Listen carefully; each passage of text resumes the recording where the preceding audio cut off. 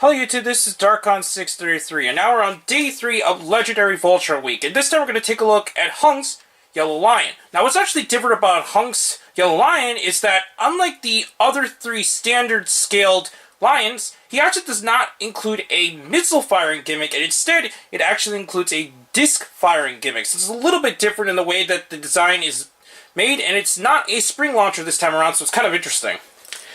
We're going to take a look at the box. The box has a picture of the lion, obviously. And it says that it has the fired armored disc launcher there. Shows that it becomes the left leg of Voltron. Has a pretty much the same thing we've seen on the backs there. Has a picture of Hunk's pilot vehicle there. And that pretty much covers the box there. Now we're going to take a look at the lion itself. Same thing like the other lions. You do open up the cockpit there. And this time we're going to take a look at Hunk's pilot seat, and it looks a little bit different since it's got these little rings on the side. I think that's kind of interesting that they molded it a little bit differently, but it does slide in the exact same way as we've seen with the other lions. It does plug in as normal. The the disc firing gimmick, what it does is that you pull this lever, and it actually includes 4 discs, and from there you can actually shoot them. They fire pretty decently, so that's pretty cool.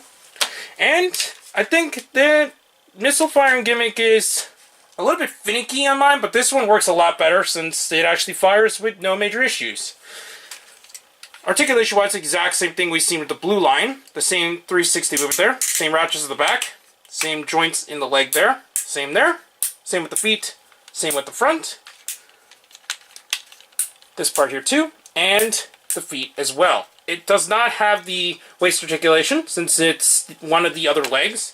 And the head is exact same thing we've seen with the blue line, with a little bit of tilt left and right, and also a spring-loaded mouth. So that pretty much covers Hunk's Yellow Lion.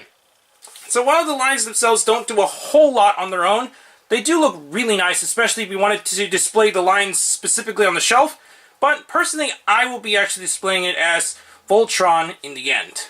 Anyways, for those who haven't seen my first 2 parts, I got this set at BBTS along with the rest of the single scaled lines. And we'll be now moving on to the final standard limb, and that is the Keats Red Line. Anyways, please comment and subscribe and check out Hero Club and Hero Taku. Also check your Twitter to Darkon633, and don't forget to check down the other channels down below. Please check the little bell at the bottom of the screen in order to see my content goes as soon as possible, and I'll be back with day 4 of Legendary Voltron Week. But for now, I'll be seeing you YouTube. Bye.